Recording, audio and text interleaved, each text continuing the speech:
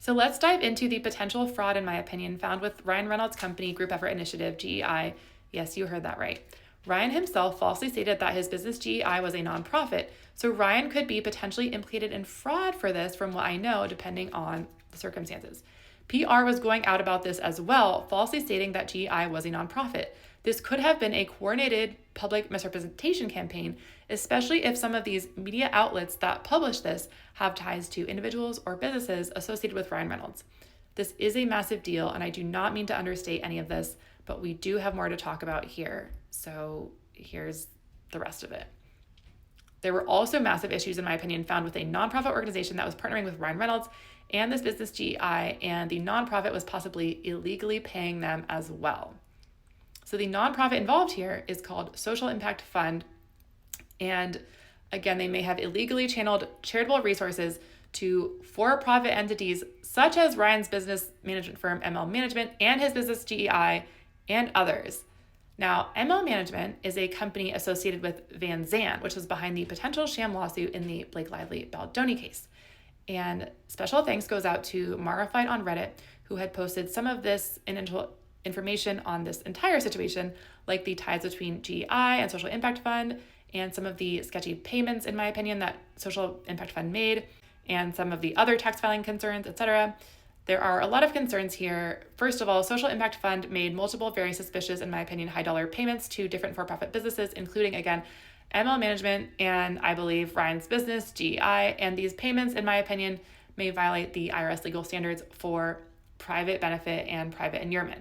Now, payments from nonprofits to for-profits like this are highly regulated, to my knowledge, because the IRS, as I understand it, essentially states that nonprofits must operate exclusively for legitimate charitable purposes. Payments like this must further the nonprofit's mission, I believe. These services must be made at fair market rates, be properly documented, I believe, and not disproportionately benefit private parties. By the way, the payment that this nonprofit made grouped ML Management and GEI together, even though they are separate entities. They group them on one line on the tax filings. Anyway, here's where some of the many problems lie. All three of these organizations, including ML Management, are deeply linked to a lot of people in Hollywood. ML Management is used by other celebrities, and Social Impact Fund has partnered with a number of celebrity causes. Someone from ML Management or GEI may very well influence payment decisions over at some Social Impact Fund based on the many connections.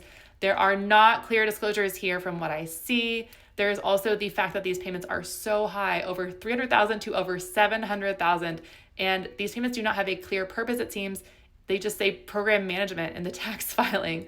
Also, GEI and or ML Management may be seen as promoting commercial activities under a nonprofit banner, which can be a misuse of a 501c3 sponsorship, I believe. Also, we have no information that I can see to confirm that the payments were made for services at market value.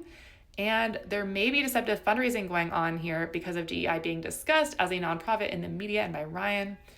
Some of the consequences here could include Social Impact Fund losing their tax-exempt status, investigation for misuse of assets and deceptive fundraising, legal claims by donors, and more.